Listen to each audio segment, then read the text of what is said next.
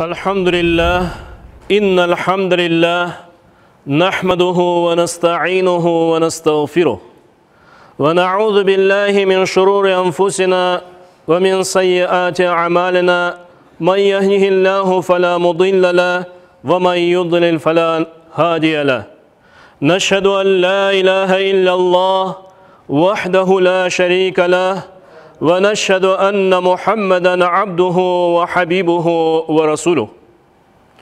قال الله تعالى في كتابه الكريم أعوذ بالله من الشيطان الرجيم بسم الله الرحمن الرحيم ولا تأكلوا أموالكم بينكم بالباطل وتدلوا بها إلى الحكام لتأكلوا فريقا من أموال الناس بالإثم وأنتم تعلمون صدق الله العظيم.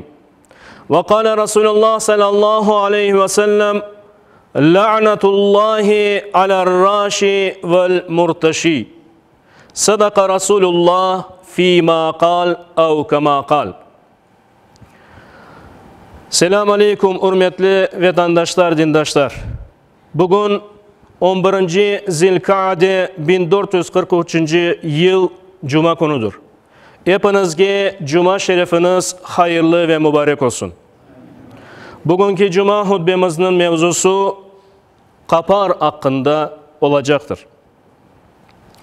Muhterem Müslümanlar, kapar ya da rüşvet degenimiz şey, haksız yerde bir menfaat kazanmak, haksızını aklı göstermek maksadıyla salahiyetli ve itibarlı kimselerge para ya da hediye vermek yahut da onlarga bir menfaat kazandırmaktır. Bir vazifeni ya da salahiyetini suistimal etip kanundan dış yollarının kazanmağa da kaparcılık dep aytıla. Kapar vermek de kapar almak da dinimizge doğrulukka, adaletke ve içtimai huzurga zarar bergen çirkin hareket ve büyük günahtır. Yüce Rabbimiz Allahu Teala Kur'an-ı Kerim'de Bakara suresi 188. ayet-i kerimede böyle buyuruyor. Mallarınızı aranızda haksız sebeplerle aşaman, bilip durup İnsanların mallarından bir kısmını aram yollarından aşamanız için o mallarını idarecilerge ya da mahkeme hakimlerine vermeniz. Rabbimiz şu ayet ile kaparının her çeşitinin bizlerge aram etilgeni göstermektedir. Sevgili Peygamberimiz Muhammed Mustafa sallallahu aleyhi ve sellem Efendimiz de kapar alganının ve kapar bergeninin üstünde Allah'ın laneti var de buyurganlar. Aziz müminler, kapar bir işe girmek, bir vazifede yükselmek, mahkeme verecek hükümge tesir etmek ve buna okşagan maksatlarla işlengen ahlak dışı bir usuldur. Kaparını algan, bergen ve ona aracı olgan herkes şu zulümga ortaktır. İnsanlar şu günahını dünya hayatına ziyade bağlılıkları, lüks hayatka olgan aveslikleri, haramga karşı hassassızlıkları neticesinde işleyler. Kapar beklegenler kadar kapar vermege hazır olganlar da şu günahın işlenmesine sebep olalar. Aziz dindaşlarım, cemiyetke hizmet vermekle vazifeli kimselerinin vazifelerini herhangi bir maddi karşılık beklemeyip ve hukuk çerçevesinde yerine getirmeleri onların asli vazifeleridir. Yapkanı iş için haklarını almaktalar ve başka bir bekleyip içinde de olmamaları gerektir.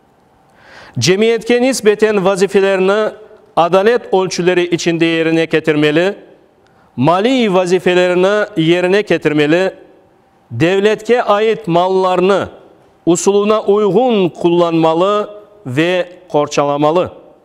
Hukuki boşluklardan faydalanıp haksız kazanç kazanmamalı. Yoksa meydana gelecek kaparcılık belası memleketinin resurslarını masraf edip iktisadi hayatını bozacaktır. İktisat muvazenesi bozulgan, kapar batatlığına batkan bir cemiyette amanlık, hak hukuk ve adalet teminlemek mümkün olmaz. Kiçkene bir gruppanın rahat olmasına yol açkan kaparcılık, cemiyetinin büyük bir kısmının rahatsızlığına sebep teşkil edecektir.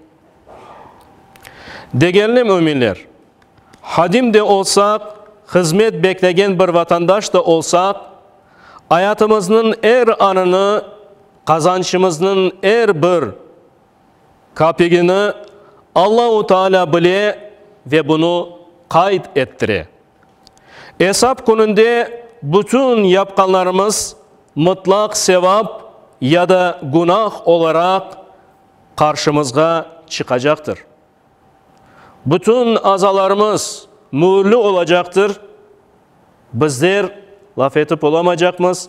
Lakin bizim adımızga bizim azalarımız, müçelerimiz yapkanlarımızı aytkanlarımız hakkında şahitlik edecektir. İnsan dünyada utanacak, ahirette gamlı olacak bir amelle Rabbinin huzuruna ketmemek gerek. Fani dünyanın geçici rahatı için ebedi hayatını sarf etmemek gerek. Çünkü hayatka bir daha gelip yanlışını tazmin etmeye hiç kimseye imkan verilmeyecektir. Fırsat bugündür, hayatımızdır ve bu fırsatını akıllı bir şekilde Allah'ın razı olacağı amellerini işlep, kazancımızga dikkat edip bu şekilde hayatımızı yaşamaya ve yekunlemeye Yüce Allah hepimizge yardım etsin ve kısmet etsin. Müslüman olarak yaşamaya ve Müslüman olarak son nefesimizi vermeye Yüce Rabbimiz hepimizge yardım etsin inşallah.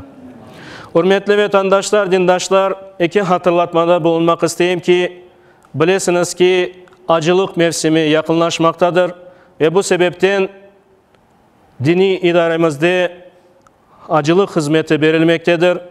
Çekhova 20 adresine müracaat edip üzerimizge farz olgan, imkanı olgan kimseler tez vakitte müracaat edip oz adlarını yazdırıp işlemlerini başlatsınlar.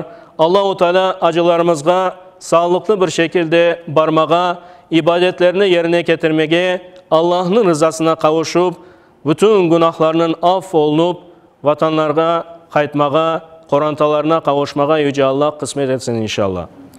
İkinci hatırlatı da Kurban Bayramı yaklaşmakta.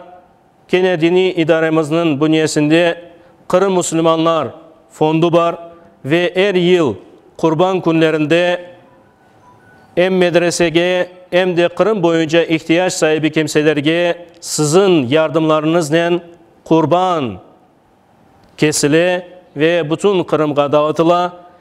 Aynı şekilde dini idaremizge şimdiden müracaat etmeye başlasanız inşallah sizin adınızdan kurbanlar kesilir ve medresege ve ihtiyaç sahibi korantalarga sizin adınızdan emanetler teslim edilir. Bilesiniz ki medrese bizim hayatımızda pek mühimdir. Medresede gelecek ilim adamları, gelecek imamlar, mollalar, vazifeli kimseler yetişmektedir.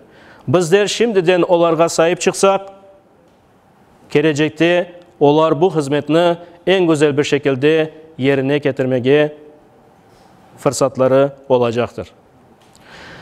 Ala inna ahsanal kalami ve ablagan nizam kalamullahil malikil azizil allam kama qala Allahu Teala ve tebaraka fil kalam ve izâ kuriyal Kur'anu fastami'û leh ve ansitu leallekum turhamun Euzu billahi mineşşeytanirracim.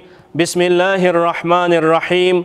İnned dîne indallâhil İslam.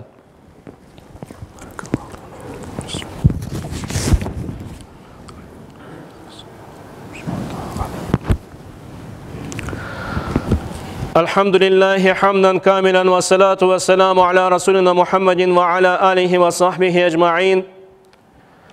İnna Allah ve malaiketehu yusalluna alen nebi. Ya eyyühellezine amenu sallu aleyhi ve sellimu teslima. Allahümme salli ala seyyidina Muhammed. Kama sallayta ala İbrahim ve ala İbrahim inneka hamidun mecid. Allahümme barik ala Muhammedin ve ala Muhammed. Allahümme fesalli ve sellim ala abdike ve rasulike Muhammedin ve ala alihi ve sahbihi ecma'in. Allahümme ve rıda anil arba'atil hulafai seyyidina Ebi Bakrin ve Umar ve Uthman ve Aliyin ذوي الصدق والوفاء وعن الأنصار والمهاجرين والتابعين إلى يوم الجزاء وعن كافة المؤمنين والمؤمنات والمسلمين والمسلمات الأحياء منهم والأموات إنك سميع قريب مجيب الدعوات. عباد الله إن الله يأمر بالعدل والإحسان وإيتاء ذي القربى وينهى عن الفحشاء والمنكر والبغي يعظكم لعلكم تذكرون. Şüphesiz Allah adaletine, iyilik yapmakını, soy sopka yardım etmekini emir eti. Çirkin işlerini, yamanlıkını ve hadden aşmakını yasak eti. O şunu tutayıq deyip bizlerge oğut vermekte.